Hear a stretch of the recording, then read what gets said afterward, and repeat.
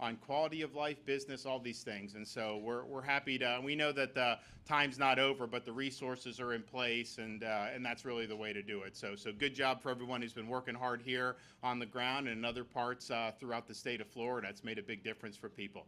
Okay, with that, yes, ma'am. Should we expect you to join former President Trump on the campaign trail ahead of November? So I think one of the interesting things about is this state, before I came on the scene, was a one-point state.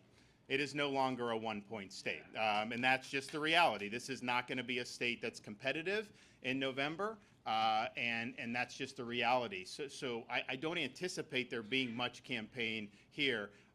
For the top of the ticket. I do think there's going to be some local races that are going to be very important that we'll be involved with. And then how I can help nationally, I want to be able to do that. I don't know exactly, but normally in these elections in Florida, you would never want to leave Florida because this is like you got to kind of get every vote. And I'm not saying you don't have to work hard, but when I got elected, there were almost 300,000 more registered Democrats than Republicans in the state. And there had never been more Republicans than Democrats in the history of Florida.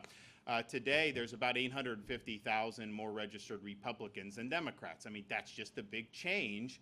And that's been driven partially by migration, partially by people switching over. And I think it shows a lot of great success. And so as people look at kind of how the election will turn out, I don't think Florida is going to be a place where you're going to see a lot of activity. And that'll be the first time in probably most of our lifetimes where that's been the case, maybe since Ronald Reagan, when he was running up the big margins there. Every other time, it's like you can't turn on a TV. I mean, I remember in 2016, 2020, you turn on the TV. I mean, it's like nonstop ads.